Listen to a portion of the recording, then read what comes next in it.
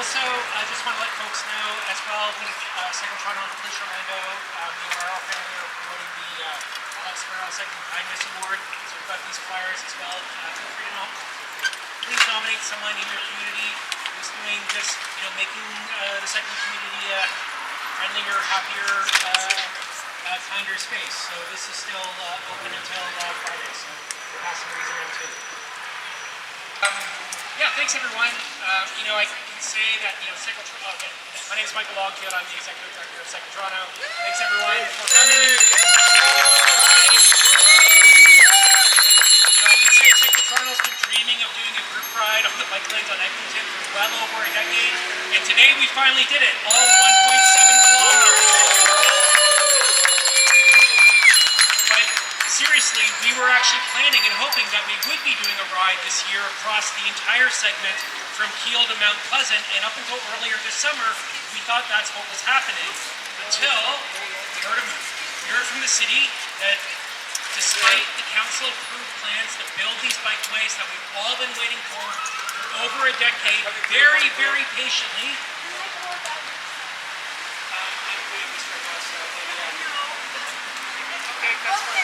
so anyways, we have a nice lady here. No, we're not. Get fucked off. So everyone, just stay off. Driving is a privilege, not a right.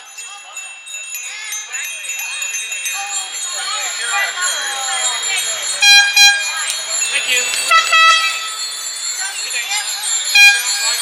Why don't you mind your own business? Let her Continue talk, walking man. your approaching. Let her talk. So, again, we were told that with this plan that it would happen this summer, and now we're being told it's not happening. And the excuses that were given, frankly, are not acceptable. That's the We plan. know that this stretch of Eglinton, beyond the stretch we just rode, is dangerous for all road users, not just for cyclists, and in fact, the existing gaps of bike lanes that exist make it even more confusing. There is no excuse for the city to not proceed with its own plan to build those bike lanes now. And furthermore, there's a real threat that the city has not addressed that by delaying the bike lanes now, they risk provincial interference. So to get into the weeds a little bit, because the bike lanes on Eglinton were approved before Bill 2 was passed, and because they were planned to be installed ahead of that, it's technically not subject to provincial interference. There is no reason from the province the city cannot proceed now. But by delaying, it potentially opens it up to provincial interference, and the city will not answer questions about whether or not they're putting our safety at risk by delaying. It's simply not acceptable. So, I do want to introduce some other folks that are here. I've been, talking about Bill 212 and the province for over a year now, and I think it's really important though that we hear from some folks who can talk a little bit more about Eglinton in particular and this community in particular. So first of all, I want to introduce Yael and Graham on behalf of Marley for Kids.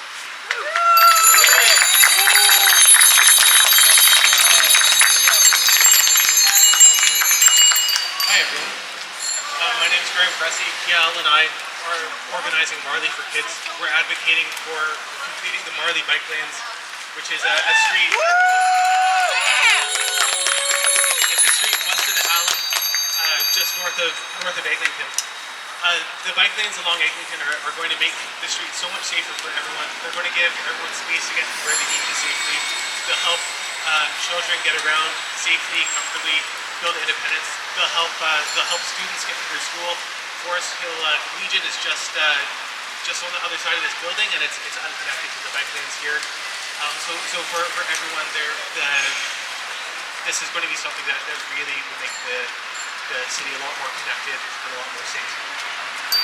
We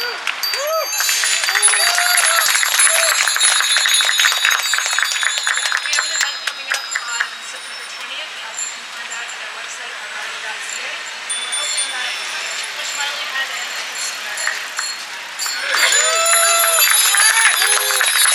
Thanks, Jamie. What's the URL again? Marley. So rmarley.ca, happening on the 20th. Yay, Marley!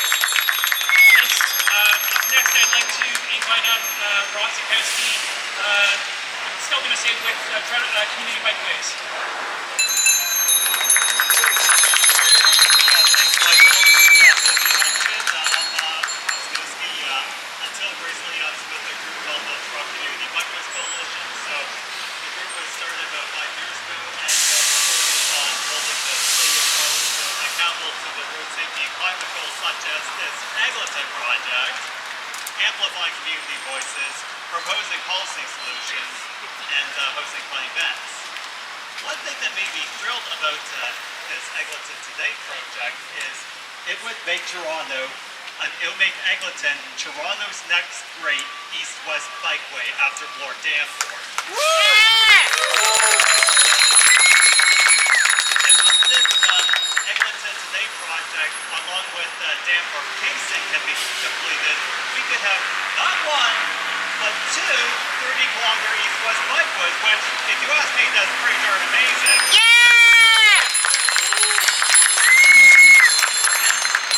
Regarding Eglinton, I did ride along some parts of it without bike lanes recently, and yes, the pavement quality is terrible, so I can sort of understand why the city wants to do the resurfacing, but to do it without doing the complete streets including bike lanes is unacceptable. Just do it now!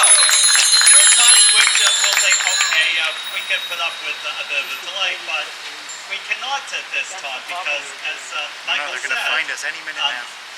delaying the bike lane part risks subjecting it to Bill 212 and of course conservative government.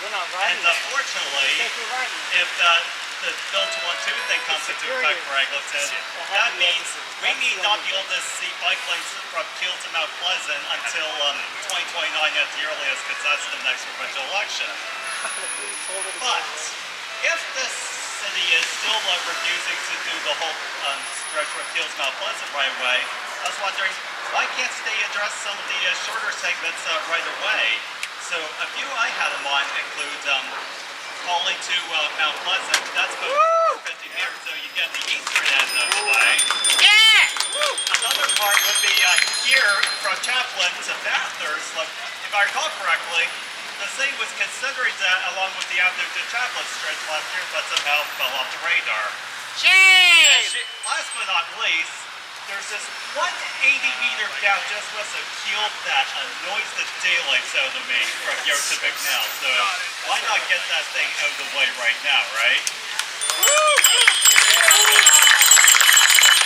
So in conclusion, I just want to say, let's continue holding the city of Toronto accountable. Let's continue fighting to build bike lanes across the city. And one last favor, if you haven't already done so, please sign the Open Streets petition at tinyurl.com/openstreetspetition. Thank you.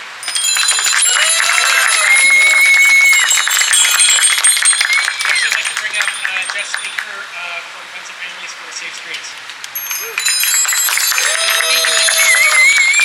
For anybody who hasn't heard of Friends and Families for Safe Streets before, we are a group of people whose loved ones were killed by reckless drivers in Toronto, and people like me who survived being hit by a reckless driver with life-altering injuries. Not far from here, a little ways up Bathurst, in 2015, I got smoked by a reckless left-turning driver who made a turn into me when I had the right-of-way. She broke my spine, she inflicted a brain injury that still haunts me, and so much soft tissue damage to my left side that she hit that I developed a blood clot in my left leg, and then a big piece of that clot broke off, it chewed through my heart, and I thought I was going to die, and then it landed across both lobes of my lungs, and I almost did die. And that's just because we can't be bothered to build safe streets. If this piece of infrastructure... Yeah, shame!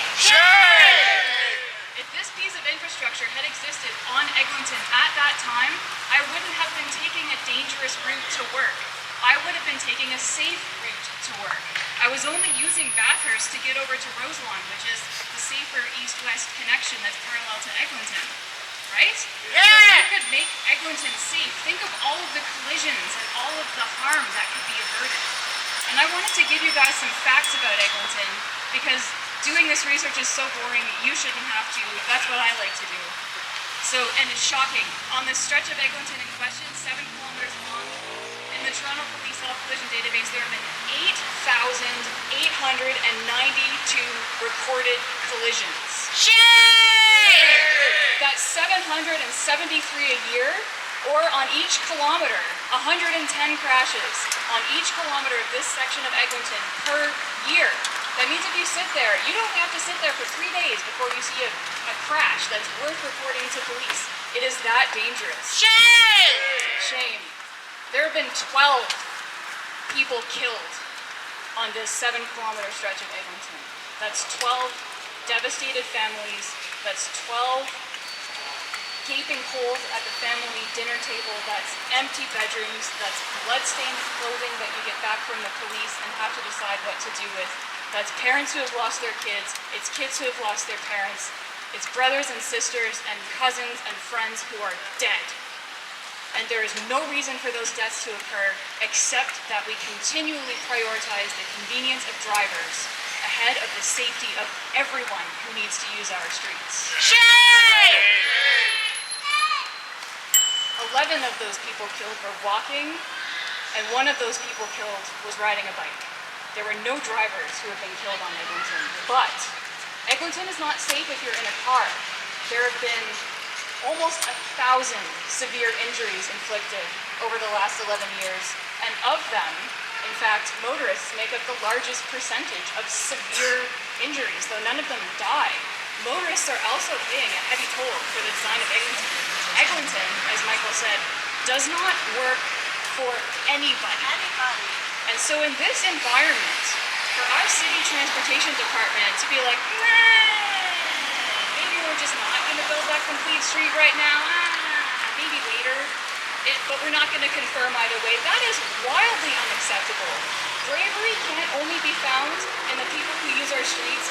Bravery has to be found in the folks at City Hall. They at least get paid. Do we get paid? No! They get paid, and they are falling down. They are letting us all down. There's a Vision Zero program that they have to be accountable for implementing, and they are just not doing it. They walk back Marley, they walk back the section of Jones that was due for an upgrade, they're fiddling around with the Logan cycling connection. Things are falling apart and the wheels are coming off, and it is up to us to send that message to City Hall to tell them to pull their socks up, remember their Vision Zero program. They choose who lives and who dies in the city by how they build our streets. And it's time for them to step up and actually fulfill their promises to us and keep us alive.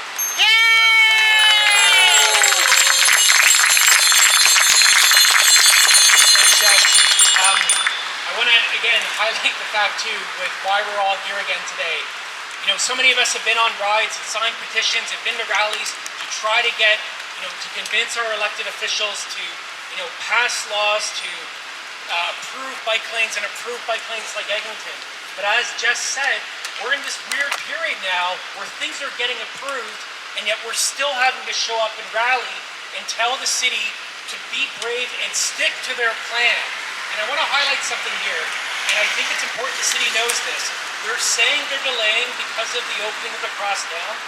Sure, whatever, but by delaying this window where they have permission through the province per Bill 212 to not delay this, and if the city comes back to us in 6 months or a year and says, oh, we wanted to install Eglinton now, but sorry, the province won't let us, we will know that it was their fault, not the province's fault that did this. This is their choice to pause, and we will not let them forget that. So they need to build this bikeway now and stick to their plan. Don't pause construction twice. You can see what's happening here. This is going to be great when this is resurfaced, but build the bike lane as part of it so we don't have to do this twice. We don't have to get people's lives in jeopardy twice. So thank you everyone for being here. That wraps formally the part of the show. Everyone hopefully get home safely, because again, there's no bikeways connected here. There are some neighborhood routes through Chaplin and that sort of thing. But again, I want to thank you everyone for being here. Let's just do a couple of chants.